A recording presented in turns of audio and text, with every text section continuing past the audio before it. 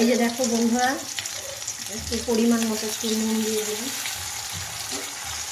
হলুদটা এখন দেবো না, যখন একটু আলুগুলো একটু সেদ্ধ হয়ে আসবে, একটু তোমার নরম হয়ে আসবে, ভাজা ভাজা হয়ে আসবে, তখন আমি হলুদটা দেবো এখানে।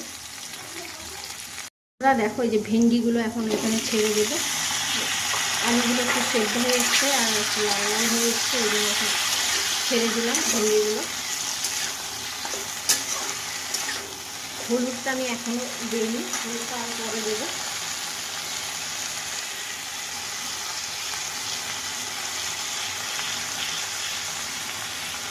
এই যে দেখো বন্ধুরা, ভেন্ডি আর আলুটা একটু ভাজা ভাজা হয়ে আসছে। এখন এই যে সর্ষে বাটা যাচ্ছিল, এখানে আমি সর্ষে আর পোস্ত ছিল এখানে, এটা দিয়ে দিলাম।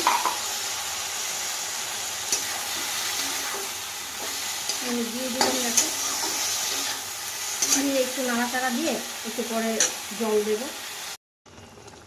এই যে দেখো বন্ধুরা, আমি জল দিয়ে দিয়েছি, আর একটু জল লাগবে। এই যে এখানে বেশি জল দেব না, এই যে জল দিয়ে দিয়েছি, দেখেছ? একটু মাখা মাখা হয়ে আসলেই তারপর নামিয়ে ফেলবো।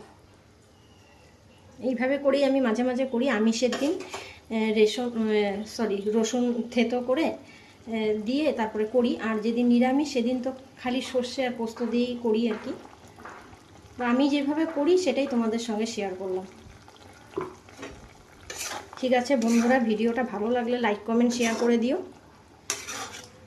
এতক্ষণ আমার ভিডিওটা ধৈর্য সহকারে দেখার জন্য অনেক ধন্যবাদ। Thank you.